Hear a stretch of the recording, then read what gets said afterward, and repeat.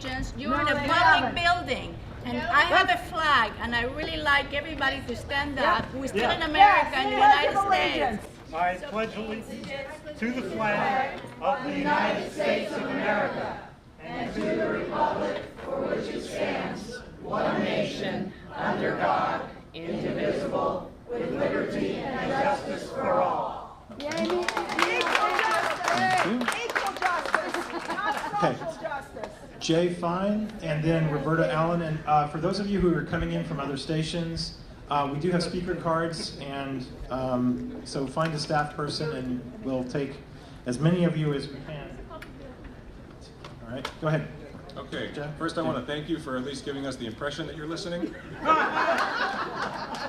I've read through what I can of this plan, Bay Area, and I'm very concerned. I'm concerned that the choices you're offering us are actually a lack of choice. Yep. They're all about control. Yep. They're all about taking away rights. Yep. What you're offering us has a complete lack of respect for private property rights, market freedoms, free enterprise, and liberty. That's my comment. For the record, there was a discussion earlier. There is no information at all about any of the past meetings you've had on your website. How do I say this with such confidence? Not only have I gone through your website looking for it, I received an email this afternoon at 1 p.m. from Leslie Lara, one of your staffers, saying, we haven't gotten anything up on the website, we're hoping to by the end of the month. So just to be clear, there is no information about any of the past meetings. I would have liked to see it. I would have liked to see what questions were asked and what answers were provided. There is no such information. So please be aware that is fact. Okay? Final comment and question. When I arrived, I sat over there at a random spot and I chatted with the people around me. 6 of the 7 people immediately surrounding me were employees of a city. Cupertino, San Jose, one other city, I forget which one. I guess I'm curious, what evidence do you have that the people who are in attendance at these meetings represent the views of the 1.9 million people in Santa Clara County? And is that even important to you? And will you be making decisions based on the assumption that the input you're getting here is representative of Santa Clara County? Thank you.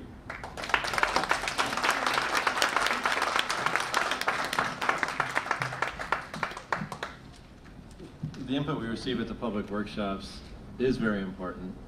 Obviously, the public workshops in terms of attendance in a region this large, given the number of attendees, given if one looks at Santa Clara County from a demographic perspective, a county approaching 2 million people, from an age, race and ethnicity, and other perspectives, is this room representative of that? Arguably not. When you reference this local staff people that are here from cities, I think it's indicative of the fact that we're working closely with local jurisdictions to work through their processes at the local level, where any plan that is adopted at the regional level ultimately has to be implemented. And so they are keenly interested in what is happening with Plan Bay Area to provide us with input on what works and from the perspective of their jurisdiction, what does not work about it. And that has been the central part of input for this planning process to date. And you know, that would be my response. Thank you. All right. So I'm a little confused. So Roberta is next, and Nina Pellegrini. Yep. Okay. Thank you. I'm just a small business person in this area and have some, I guess you could say, selfish personal concerns and questions about what impact this is going to have on me. Our economy has already had a big impact on my business. The bus that used to go down the main street in front of my place does not go there anymore because there's not enough riders and it's been cut out by VTA. So there's an apartment house right next door, not far away. So I see the streets in disrepair, the sidewalks in disrepair. They're laying off essential services with the city, and yet you're telling me that this is going to be federally and state funded from entities that have no money to begin with. I mean, where it's, you know, how do I pay my bills when I don't have any money in my checking account, and when, you know, everything that I'm living on is a big loan. And this is kind of what we're doing with government funding and spending and all. And I don't see how this is going to work as far as my future. I don't have that many more years that are going to be productive ahead of me. I mean, I'm in the last quarter of my life, in all probability, or at least the last half. And you know, I don't get it. What impact is it going to have on me personally, and how am I going to pay for this? My kids, my grandkids, and Don't worry, Obamacare will kill you.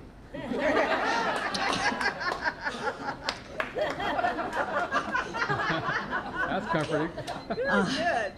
Roberta, that's yes, thank you. time. Thank you. Okay, thank you. Very much. Okay, Nina Pellegrini and then Jack Swartz. This is a question. From the plan perspective, this is a long-range plan. It's a 25-year look into the future. Admittedly, you know, it's a hard thing to get your arms around, but it sets the stage for us, the Metropolitan Transportation Commission, to do shorter-term investments. And granted, as you point out, currently things aren't looking real good. I mean, there have been bus service cutbacks due to lower than forecasted revenue. So you know, there are issues that need to get resolved in the long term, in the short term, but we're dealing very much in the long term as part of Well, this. 25 years isn't that far off, though, really. Russia has a 5-year plan. You know, Yeah. Right. but if we can't take care of the holes in the roads and, you know, the potholes and this type of a thing, and we can't sustain the VTA and the public service that we have right now, Right. then I just It is it's hard difficult, to- and we play catch up to a large degree. You know, as I mentioned earlier, 80% of the current plan, the one that we're updating now, 80% of those the revenues are going to just maintaining and operating existing service, and even at that, we have some shortfalls. What we initiated about 6 months ago is our transit sustainability project, which is looking at ways we can make transit service more efficient. And as it's turning out, we're going to mandate that transit agencies become more efficient through more efficient work rules and the like, in order to be eligible for our federal and state funding that goes back to the transit operators. we're going to mandate to the VTA, but what about to the population? I mean, somebody has to ride the transit. Yeah. Roberta, these are, I think we tried to do a little bit of answering of the question, and just in respect of people coming behind you, we have 13 more cards. So I realize that not all of these answers are going to be satisfactory to you. We're just doing the best we can with the time we have tonight. Nina, and then Jack Swartz. Hi, could I ask you to show me my card for a minute?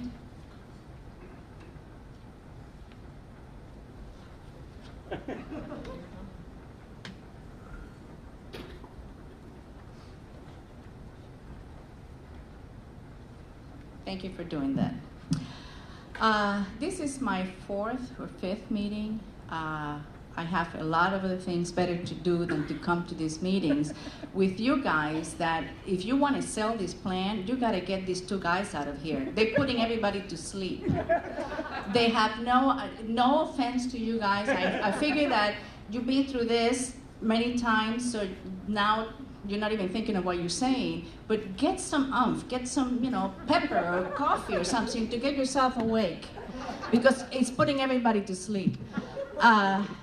The reasons I come to these meetings is because I lived under a communist country, and I've been here for, I would say, 50 years. This is my country now, and I see it turning the same way as my country did. all of the things that happen, and I'm from Cuba, are happening here. It started just the same way that you're doing it now, little by little, and I call it the pebbles falling on your head, taking your freedoms away, till the point where those pebbles become boulders, and you cannot get out from under. And people say, well, it's falling on my head. Well, let's get along. It's not a big thing. It's just don't walk here, or you can't walk here because it's open space. You can't build here or there. All of those freedoms are taken away. You're doing exactly the same thing here in this country. I don't know if you know what you're doing. You're hurting yourself. And everybody that you go to all of the city councils and mayors and supervisors, and you're dangling the money, the billions of dollars that the cities, their eyes get open because they need the money, they don't realize that once you get a region going, all those 9 regions, all of the counties and all of the cities that are within those regions are going to be gone. The mayors are going to be gone, and the city councils are going to be gone, and they're going to be out of a job because you, people like you, are going to be manipulating everything, and we cannot vote you in or out. So you're going to be there forever, and we are stuck paying the bill. Thank you very much.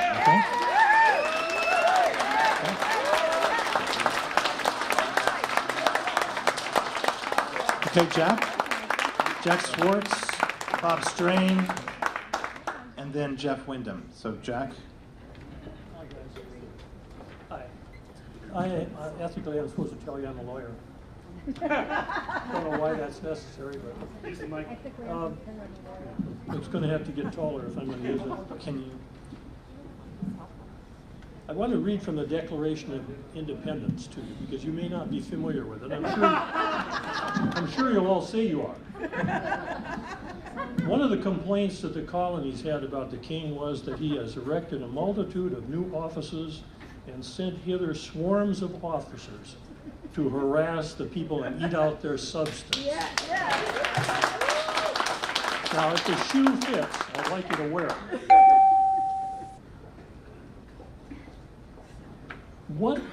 To what extent has the liberty of an individual been considered as an element of your considerations when you establish these scenarios that you presented to us? Individual liberty as an element, to what degree has it been considered? That's the question. I have one more after that, but yes. Can you ask both questions, because that's the time that you'll have, so please. The other one I want to know is if anyone can tell me what the greenhouse gases are. All right, thanks. Can you do that? Well, let's take that one first. That should be easy. The lady on the end said she can do that. Oh, no. I'll touch on the greenhouse gas. No, touch, portion just of tell me this. what they are. All I want to know is what they are. I'm not going to get into a scientific debate. No, I I'm don't. not. Sir, I only have 2 minutes. What are the greenhouse gases? Just name them. I'm not. Thank you. I'm not here to debate the science. I'd like to focus on 2 things. No, I did not ask you to debate it. I asked you to name the greenhouse gases. Just state them. Sir, just stop. Okay, I'm trying to answer your Okay. questions in a way Let's that's go back helpful.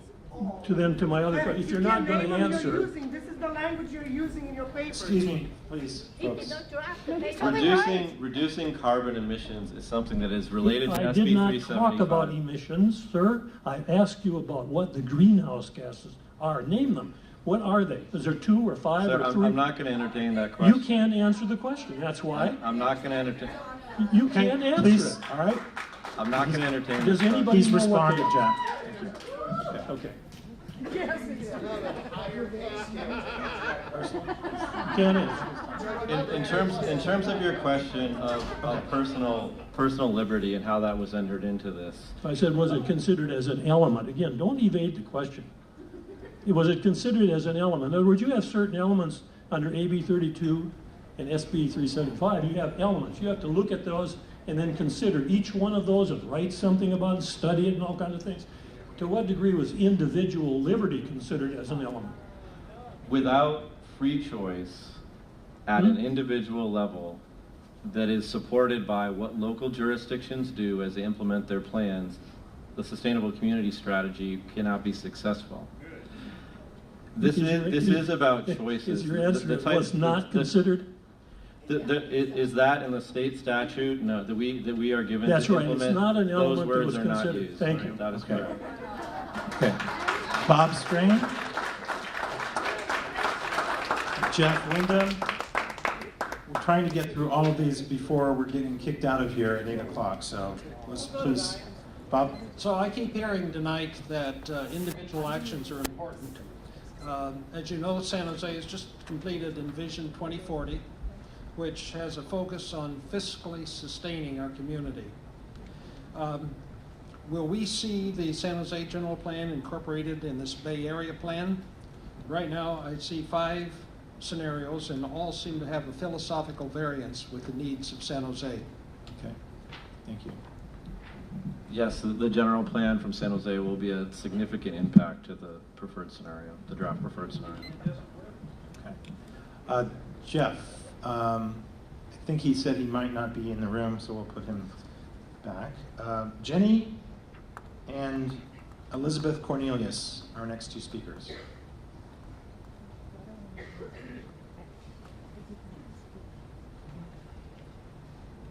So I love Nina's pebble on the head analogy. I have another one. Michelangelo was asked when he carved the statue of David out of stone, how did you carve the statue of David? And he said he didn't. He just chipped away what wasn't him. And what I see you all doing is chipping away what isn't America, what isn't the United States.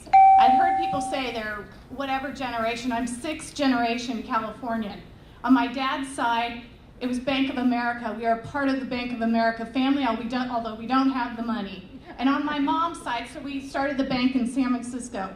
And on my mom's side, we had the very first supermarket in Oakland. And what my family was able to start here was based on freedom. It wasn't based on your contrived scientific reports that are all about controlling every person here. So now my parents are cattle ranchers up in Siskiyou County. And you guys need to let everybody know, as we are voting on these things, what's happening in the big picture. They're taking out dams all over California, all over the United States.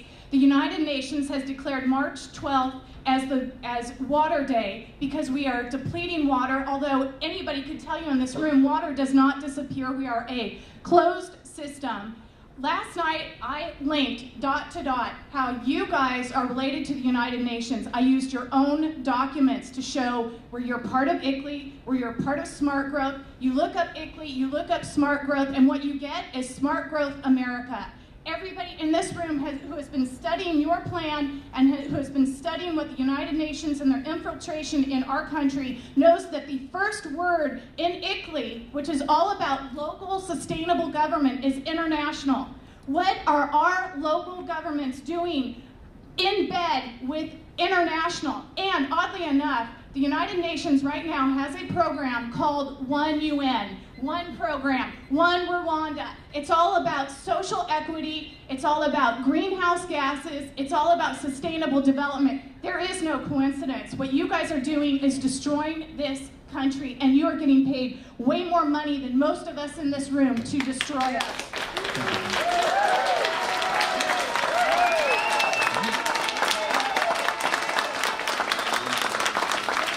All right, Elizabeth, followed by Mimi.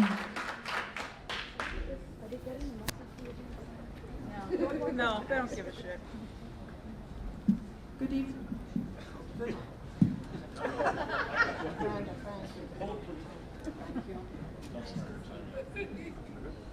Good evening. Gentlemen, I do think you are opening Pandora's box here. I don't think you have any idea of the ills that you are going to be bringing down on the communities. I do think that nobody in their right mind thinks that high-density housing is a solution to transportation problems. So that's my statement. I do think you should go back to the drawing board and tear up your plans and let's just let it go home. Let's just finish it. But I do have a question, and it's regarding when you have got these transportation corridors moving and you are building your low, high density housing, what if there is a problem, obstinate homeowner in the way? Are you going to move him off by eminent domain? Has this been planned? Rezoning. Wait a minute, I've not finished. And when you have taken over the land, whether by eminent domain or purchase, are you going to let developers come in now and make a profit, which has happened in some areas of the country? When these houses are built, is this going to be public housing that is run by, let's say, the city of San Jose? Or is it going to be private housing? If it's going to be private housing, is it going to be by rent, low income, or are you going to have them low income by townhouses? And what happens when we have an enterprising low income new homeowner? Are you going to allow them then to turn around and sell at a quick profit, having subsidized all of this? Okay. These Thank you. questions need to be addressed. Okay, Elizabeth, that's your time. Let's see if we can get some responses from the panel. Just on the eminent domain issue, yes, the transportation agencies here in the Bay Area, in this case, Santa Clara BTA, has eminent domain powers that they can exercise. Disgraceful. Okay, just And you're going to use it. Not for housing, for transportation corridors. okay. All right. No. Okay. Are there other questions that you all can answer? Because I want to keep us moving because I want to make sure we can hear from everybody. I think beyond the actual transportation artery, which is what Doug is referring to, the list of questions that you asked are questions that would be answered at the local level. Again, looking at this neighborhood we're in right now, the North First Street area of San Jose, where there's a neighborhood plan that was adopted by the city of San Jose. How that plan is implemented is up to the city of San Jose. The type of housing, the location of housing, the policies around affordable housing, all of those things happen at the local level. None of that, our agencies do not have control over that at all. You are producing ghettos when you move into these low,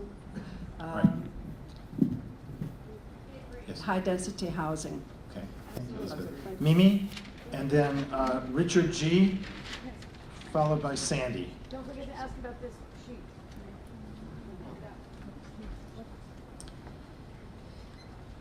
I have been to the spring visioning sessions. I have been to the spring MTC meetings.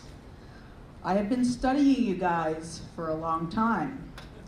And it's extremely disconcerting to me to have you essentially flat out lie to people in this room. Because you have, with your regional housing needs allocation and your priority development areas, you are going to come to local governments. You are going to tell them how much they should put in their areas and where it should be.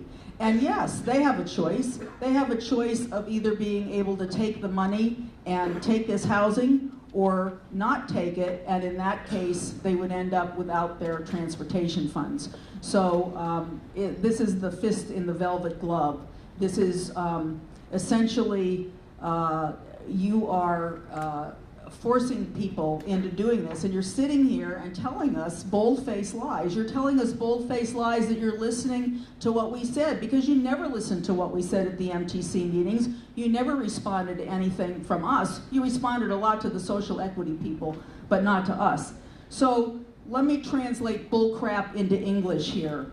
We do not like what's happening. We do not like the deceit, we do not like the lies, and furthermore, we do not like the presumption of the fact that you can plan for us. So I would like to tell everybody here, fortunately for us, or unfortunately, the federal government is in the process of determining whether or not MTC should be recertified. So I would like you all to take this piece of paper that people are passing around. There's an email address where you can send your comments about MTC's performance. Mike DeSaligny is also looking at splitting up MTC. Probably the most logical way to split them up is leave the San Francisco and Oakland metropolitan MTC together and then split out the others, because we do not want forced urbanization in our areas. You said the local people had the choice. Livermore, you have come to Livermore, which is a cow town, and you want to put BART into downtown Livermore with high-density housing and a transit area. So I'm sorry, but I don't like the lies. Thank you very much. Thanks, Maria. Richard G. Sandy.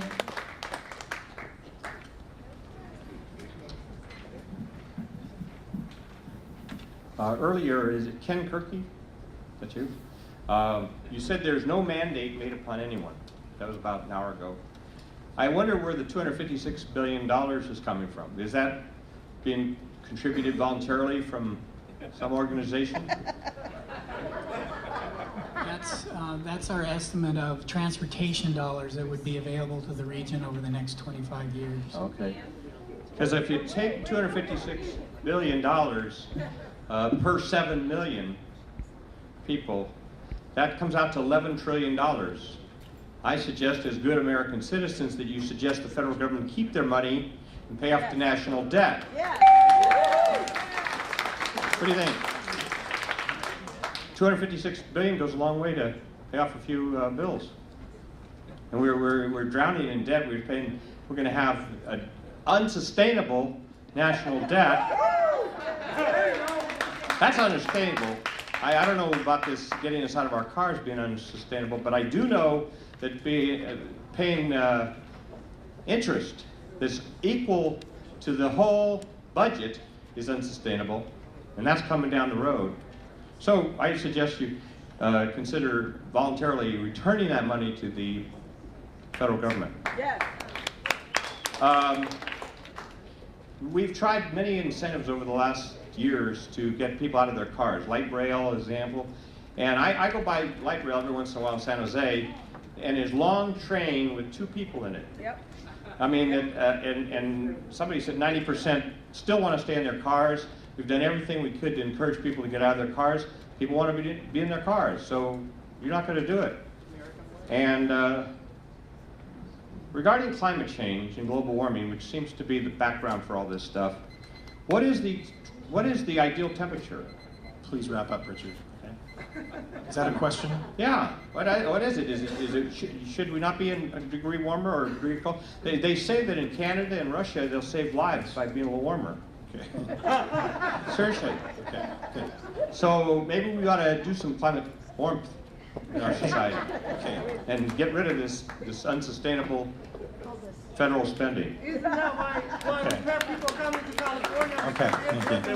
Okay, Sandy, Janquin, I just want to note that we are running a little bit over time. So if those of you who are leaving us, thank you very much for coming, and please do turn in your comment cards before you leave at the front table. So we have just a few more comment cards. Thanks. Sandy. Again, I'd like to know who's going to own these stack and pack houses.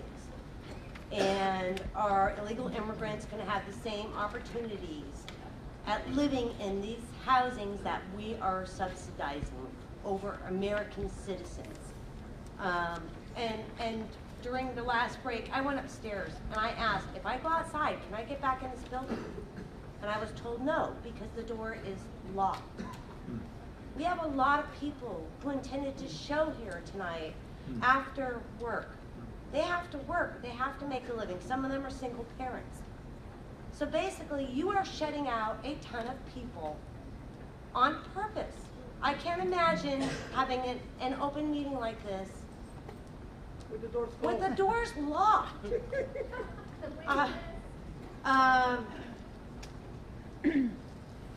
You know, if you start creating all of this and creating the same communities all throughout the state, let's see, if I move into the Central Valley, my wages are going to be lower.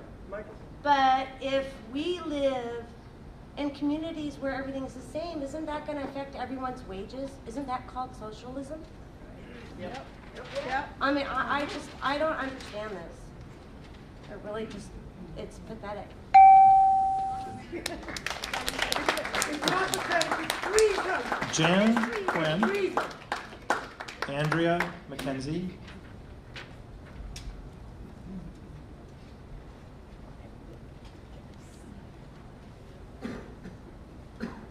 Are you Jan or Andrea?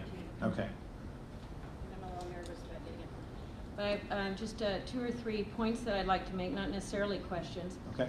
Although I would like to, my one question is, how many members are on the CARB board? On the The California Air Resources Board? I don't know the exact number, but we can get that back to you. But yet the CARB is mandating what you're following. That's right. So you don't know how many members are on that board? Not exactly, no. I would like you to know, and the people in this room to know, that at least one of those members spouted off that, or verified himself, that he was a graduate of Davis with a scientific degree, and that has been proven to not be the case. Claimed a PhD. Claimed a PhD, and in fact, he is still on that board. So here's a gentleman who is on the board, and I'm not sure, are these people appointed? The CARB people appointed? Yes, By voters or by elected officials? by elected officials. Elected officials. Okay, that leads me to my other point. You say that housing is dictated at the local level, that the local municipalities have the final say-so to that. Well, in fact, I think that we know that the municipalities are extorted by the feds and the state. The money, I think Mimi mentioned it, the money comes from them for fixing our roads, our highways, etc. And if we don't do or adhere to their housing, then they don't give us that money that should be used for that. One example is Pleasanton. We apparently didn't meet the,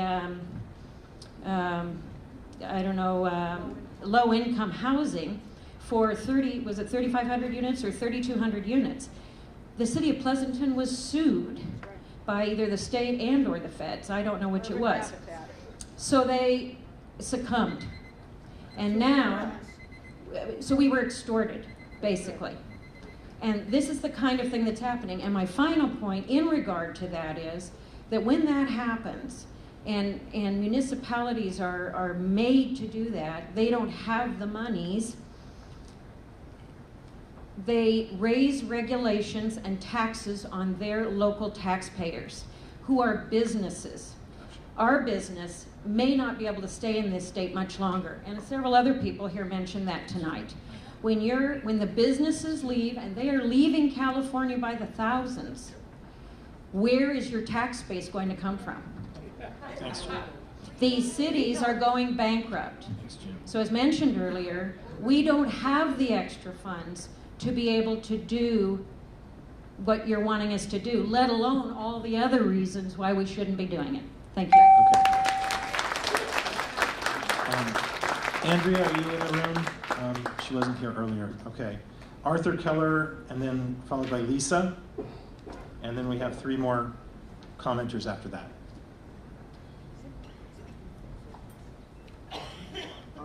Thank you. I prefer if people put the placards down while I'm speaking. You're welcome to hold them up. That's my speech. I appreciate if you put the placards down. Thank you. I do not speak for the placards behind me. Thank you. I speak for myself. I'm a resident of Santa Clara County, and part of what is occurring here is there's a thing called a regional housing needs allocation. And part of the analysis of how the regional housing needs allocation is allocated to the various cities in what is called a housing element is a flawed process. And that flawed process is because you're not basing those RENA allocations based on the local community's ability to absorb the housing, their local zoning rules. For example, I live in Palo Alto. We were told to create a regional housing allocation of 2,800 homes. That's more homes than we've created in any of the 7-year periods since Palo Alto has been expanding in the 40s, 50s, and 60s. We have no available land for doing that, and you're not taking into account the available school capacity. We have, our schools are completely clogged, and we have no additional land to be able to build schools. So you have to take into account the availability of schools, you have to take into account the availability of land. Furthermore, the issue is that if you think about actual ways of the way, if you don't think about fiscalization of land use, which is a fancy term, but the issue is that if you look at the way, if you want to promote transit use, look at the #1 transit center in the entire country is the New York metropolitan area. Not that we want to aspire to be New York, but the issue is the way to do that is by having a housing, jobs, and balance. You're not promoting, the idea of promoting having transit use by having jobs, you wouldn't put jobs in the financial district of San Francisco, would you? No, it doesn't make any sense, because what you really want is that's a job center. So you want to promote jobs density, which promotes transit use, as opposed to job sprawl. We're focused here on housing, we're not focused on where we put the jobs. So what makes sense is to think about increasing the density of jobs and putting housing where there's available school capacity and where we can build new schools. Thank you. Thank you. I'll just quickly comment. If the employment issue is something that has been looked at much more closely to date through this process than it has in the past relative to the regional housing unit allocation, which I know you're familiar with. If you look at the alternative scenarios and you look at employment locations and look at them relative to existing employment centers and transit served locations, you'll see quite a variance that it is in keeping with what you're talking about in terms of transit being a means to get to employment centers and densifying employment and really trying to look at housing along corridors, not just within individual jurisdictions. And that's part of what we're trying to address through this is economic development through job location in terms of providing locations for employment growth, but also the relationship of employment and housing relative to transit, not just housing and transit, which has clearly been the primary focus in the Bay Area over the years. The employment piece was really left out of the equation for quite some time, but I think you'll see that it's being given more of a look than it has in the past. Thank you. Focus more on jobs near transit, because housing near transit, when jobs are not near transit, doesn't help in terms of transit use. Thank you. Lisa, then Janik, Clem, and that was a perfect segue, actually, because we don't live in New York, and most of us don't want to live in New York. And what might be interesting that you don't all know is that while New York is the most dense public transit-oriented community in the country, it also has the longest commute time. Commutes by vehicle has actually gone down over the last decade. Commute time by vehicle has gone down. Okay, I have from the National Transit Database lots of interesting information that would totally blow your plans apart, because vehicle transit is less harmful to the environment than public transit. Per transit mile, vehicles are much more effective than rail. The other thing, and I'm not going to get too detailed, you can look it up for yourself, I'm sure you have access to this information, is that a lot of you are concerned about the low-income communities and how best to help people out of poverty. Moving them to high-income towns is not going to move them out of poverty. It's not. It's just moving the poverty and spreading it all over the place. But with your $256 billion, I calculated out at $40,000 a pop, which is what a Prius costs, you can give almost the entire Bay Area a Prius, over 6,400,000 Priuses.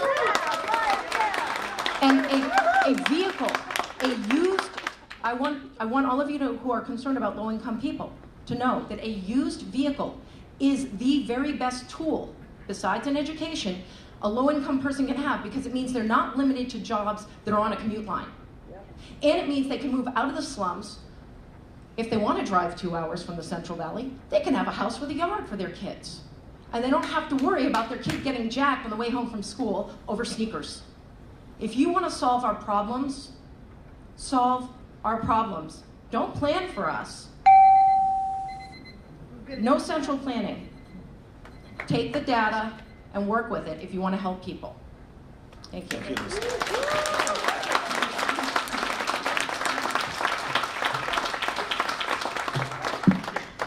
Good evening. I work at a local public university, and I have the opportunity to work with and see how the next generation wants to live, wants to commute, and wants to work. The majority of them do not want to own single cars. They want to use public. They are college-age students for the majority. Please just let this woman speak. So what I wanted, I'm just sharing what I'm seeing is all. I'm not trying to. You're not speaking for So I'm yourself. sharing what I'm seeing, and what I wanted to share is that a lot of them are looking for jobs and ways to get around without using a car. A lot of them are biking, taking the light rail, taking the train to school, as well as looking for job opportunities that they can do the same. They're also looking for mid-rise and high-rise living situations that are along transportation lines.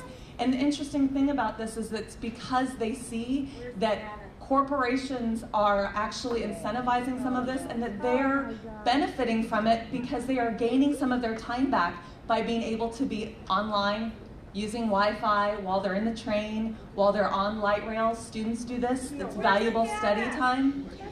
All I am saying to you is that as I look throughout this room, I appreciate all of your opinions. I'm trying to share that there are a whole new generation, the people who are going to be using this. Excuse me, please let this woman speak. Please, that are going nobody to be shout using over any of the rest of you. Thank you. That are going to be using this new plan and the way that we develop. These are the people who we should be thinking about the 25 years. I'm just saying that in looking across the room, the demographics are not completely represented. I am proud to say that I am one of those who believes in high-density housing. I live in high-density housing, and I appreciate the fact of traveling throughout the world will give you a new perspective on how good planning can happen. Okay, Jeff. We have two more cards. Jeff Wyndham and Dave. Dave Fadness, our last card. And Dave, you handed me the card? Dave, come on up. This will be our last speaker for tonight. Go ahead. Thank you for the opportunity to speak. I have reviewed, as a member of a county transportation-related commission, I've reviewed the numbers in detail about your 5 scenarios. Excuse me, what are you doing? No, he's just fixing the microphone. Yeah, I appreciate it. And start the clock again. Okay, go ahead. And I'm quite dismayed to find that of the 5 scenarios, not one of them succeeds. I mean, just statistically, you folks have 5 scenarios, you've developed 11 criteria to evaluate those scenarios, and every one of them fails to meet not only 7, it misses on 7 out of the 11 criteria, but it also fails to meet the SB 375. So my question to you, first question is, will you toss these things out and bring some scenarios in that are going to have a better chance of succeeding without having to impose more draconian measures to make the first 5 succeed? Question 1. The second question is, if you are willing to do that, will you please take into consideration some criteria that factor in free market choice? After being in transportation-related commissions in this county for over 30 years, I've seen how the numbers ratchet up for supporting public transit and how the numbers have stayed stubbornly at about 3%. 3% of daily rides are borne by public transit, and at MTC we're spending 80 cents out of every dollar on public transit. One of the scenarios that you check should be addressing the 97% of us who do not use public transit. And in fact, some of the people who use public streets and roads too, because they ride in buses. This would also address frontally this issue. A lot of the congestion the air quality damage that's being done by cars is being done by stalled cars on our freeways that are grossly inadequate. And that damage should be addressed, and the consequent damage to our economy should be measured as well, because if we continue along this path of insisting on spending 80% of our money on 3% of our need, we're going to drive every prospective employer and all the people who are going to contribute most to our society out of this wonderful place. Thank you, Dave. So, response on... I would just say that in terms of the alternative scenarios, they are just that, the early versions in this process. And part of the performance targets that were adopted by the agencies are a way to measure them. We do have to go back and we have to look at the scenarios, we have to look at local jurisdictional input, we have to consider the public workshops, we have to consider all of that as we develop the preferred scenarios.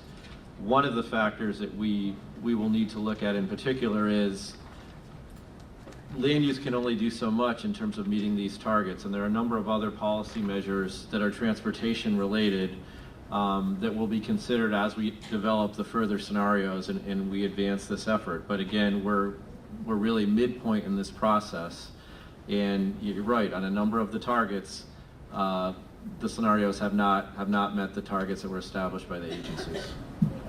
Okay, very good. May I make one follow-up request? We spoke earlier this evening about March 9th from 9 to 10 a.m. You indicated all of the outcomes of a lot of these visioning public sessions would be presented to MTC and ABAG. Right. May I make a request? I don't know if anyone else would agree with me, to move that meeting to an evening meeting. Yes. Yes. So that the public could be there to also have either input or at least hear the findings of these sessions. Very good. Okay. Duly, thank you for that request. And that, along with any of the other comments and questions that were collected tonight, will be up on the website, OneBayArea.org. And I also want to just recommend that you sign up for the RSS feed that will notify you automatically when there is an update to the website, so you can avail yourself of that. OneBayArea.org, yes. Yes. One more request. Can you ask, when you're having these meetings between FTC and ABAG, can you request a half a dozen of these people to come to a session to represent themselves rather than the MTC and ABAG people? I mean, let's get some... That's a good suggestion, and we will take that as a request as well. Is that a suggestion? I mean, are you in favor of that, gentlemen? All right. Would you accept a half a dozen people participating in your meetings? We'll see. Yeah, let's take that under advisement, Ralph. Thank you for that suggestion. Ladies and gentlemen, thank you very much for your kind attention, your patience with us tonight, and for sticking around a little bit late. We really appreciate it, and we will see you at our next event. So thank you very much.